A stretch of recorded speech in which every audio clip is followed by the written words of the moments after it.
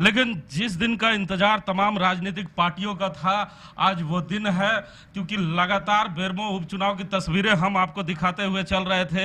हम इस जगह पे मौजूद हैं जहां पे एक छोटा सा वार रूम बनाया गया है। लेकिन मैं आपको बता दूं कि मैं इस समय बेरमो विधानसभा में नहीं हूं। मैं बोकारो विधानसभा में बोकारो विधायक श्री विरिंची नारायण के आवास पे हूं, जहां विरिंची नारायण अपने सहयोगियों के साथ वार रूम चला रहे हैं। और जो शहरी क्षेत्र था, जो फुसरो मंडल था, वहां पर करीबन 64 बूथ की जिम्मेवारी बोकारो के विधायक को मिला था। और उन्होंने दिन रात एक कर उस जगह पर लोगों को कन्विंस किया था भारतीय जनता पार्टी को वोट देने के लिए। जहां तमाम विधायक अपने अपने प्रचार को समाप्त कर अपने अपने आवास चले गए, वहीं बोकारो विधायक अभी भी चैन की नींद नहीं सो रहे हैं।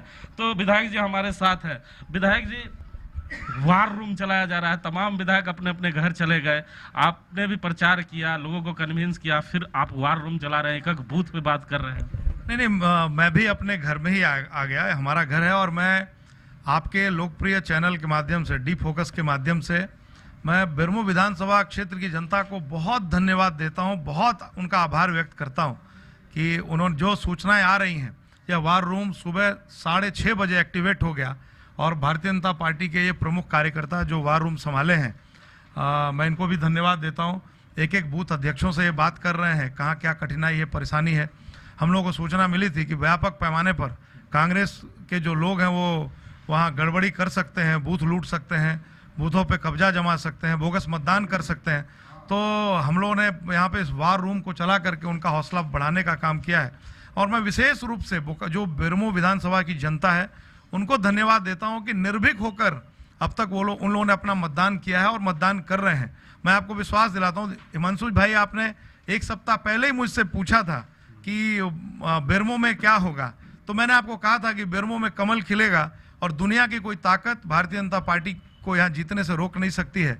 मैं आपको बताऊं कि बेरमो विधानसभा क्षेत्र की जनता भी बहुत धन्य है, जिन्होंने माकूल जवाब दिया है और एक एक कार्यकर्ता हमारे पार्टी का बेरमो विधानसभा क्षेत्र का लगा है। सर, बेरमो विधानसभा की चर्चाएं नहीं करूंगा, क्योंकि आपको जिस जगह भेजा गया था वो कांग्रेस का किला है। लोग कहते हैं गढ़ भी है कांग्रेस का, और वहां पर कई नेता कतरा भी रहे थे कांग्रेस प्रत्याशी के बारे में बोलने के, लेकिन आप गए, खुलकर बोले।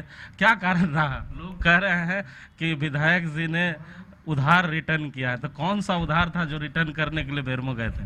नहीं, उधार स्वाभाविक है कि हमारी पार्टी अगर पिछली बार वहाँ हार गई थी तो ये उधार चुकाना था। हार अगर जीत सिर्फ बोकारो की जीत नहीं, अगर बेरमो में भी हम जीतते तो वो जीत हमारे लिए मायने रखती। शायद अगर बेरमो जीतते, कुछ और सीटें जीतते तो हमारी प्रदेश में सरकार होती है। और आज मुझे ऐसा लग रहा है कि जो मतदान का रुझान भारतीय जनता पार्टी के पक्ष में है, ये मतदान का रुझान, मुझे लगता है कि थोड़ी सी चर्चा उम्मीदवार, कांग्रेस के जो उम्मीदवार हैं उनको लेकर के भी क्षेत्र में थी। लेकिन मैं आपको पूरे विश्वास के साथ कहता हूँ हिमांशु भाई कि 10 महीने का जो कालखंड बीता है, झारखंड की जनता ने जो 10 महीने का विनाश झेला है, हेमंत सोरेन जी के नेतृत्व में जिस तरह से कांग्रेस के समर्थन से सरकार चल रही है और जिस तरह से विकास का जो पहिया है वो थम गया है, जो भी विकास के काम मोदी जी के नेतृत्व में और भारतीय जनता पार्टी के नेतृत्व में हो रहे थे, रघुवर दास जी के नेतृत्व में, सारे के सारे विकास काम रुक गए हैं। मुझे लगता है कि बेरमो की विधानसभा क्षेत्र की जो जनता है वो इन सारे चीज़ों को देखी और उसने सीना तान कर और कमल पर निशान लगा दिया, बटन दबा दिया। मेरा ऐसा मानना है। मैं आपको साफ साफ कहना चाहता हूं कि जिस क्षेत्र में मैं काम कर रहा था, फुसरो नगर परिषद क्षेत्र, ये सही है कि विधानसभा चुनाव में भारतीय जनता पार्टी कभी जीती नहीं है, लेकिन मैंने आपको 8 दिन पहले ही कहा था कि इस बार वहाँ उन नगर परिषद क्षेत्र में कमल खिलेगा। और विशेष करके जो फुसरो नगर परिषद क्षेत्र के 64 बूथों के हमारे जांबाज कार्यकर्ता हैं, वहाँ कई लोग बहुत मेहनत किए, एक एक कार्यकर्ताओं ने जान लगा दिया। अर्चना सिंह ने, कृष्ण कुमार जी ने, सुरेश दुबे जी ने, कई लोग ऐसे हैं। हमारे प्रभारी यहाँ से दिलीप श्रीवास्तव जी गए थे, वो हमारे बोकारो विधानसभा क्षेत्र के भी कई कार्यकर्ता पूरी ईमानदारी और निष्ठा के साथ वहाँ लगभग 25 दिन लगे रहे। और जैसे ही चुनाव प्रचार खत्म हुआ, वो सारे लोग परसों संध्या 4 बजे के पहले वापस आ गए।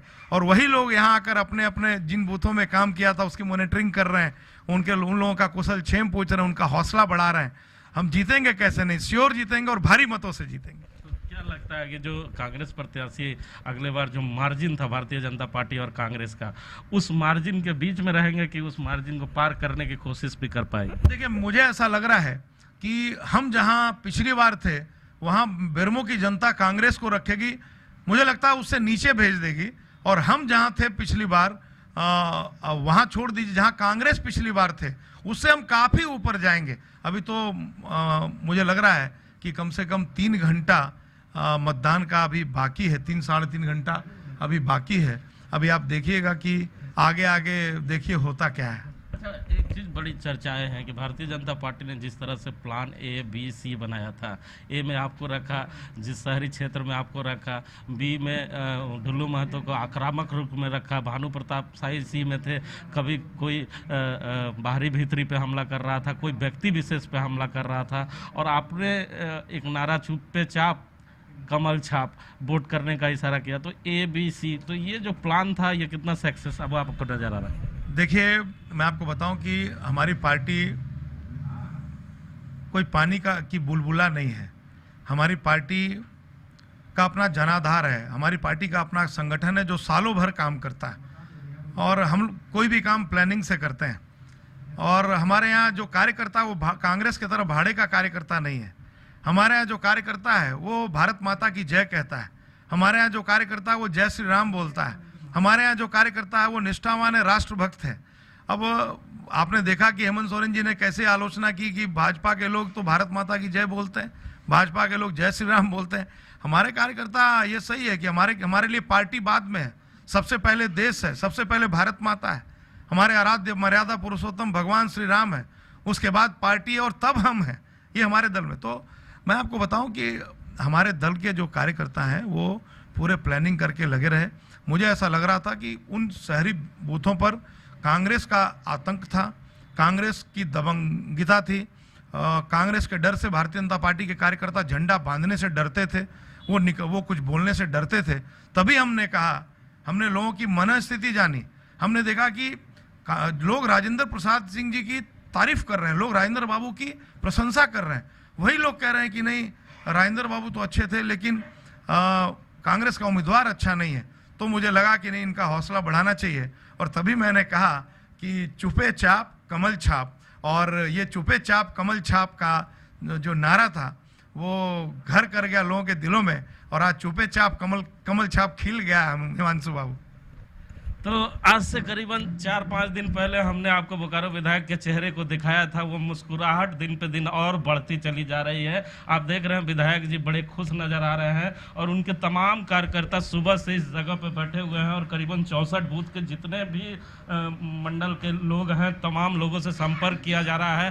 कहाँ पर क्या वोटिंग हो रही है उसके बारे में खुद बोकारो विधायक मॉनिटरिंग कर रहे हैं और देख रहे हैं, कार्यकर्ताओं से लगातार बात कर रहे हैं। बोकारो विधायक के चेहरे पे जो खुशी है वो 10 तारीख को कितनी बरकरार रह पाएगी, अब 10 तारीख को ही पता चलेगा कि बोकारो विधायक जो कह रहे हैं उसमें कितनी सत्ता है। लेकिन बोकारो विधायक को जिस जगह दिया गया था वो तमाम लोग कह रहे थे कि वो कांग्रेस का गढ़ है, और बोकारो विधायक लगातार कह रहे हैं कि इस गढ़ को हमने तोड़ने में कामयाबी हासिल की है। लेकिन आने वाला 10 तारीख ही बता पाएगा कि बोकारो विधायक कितने कामयाब हुए। कैमरामैन देवेंद्र के साथ बोकारो विधानसभा, विधायक आवास।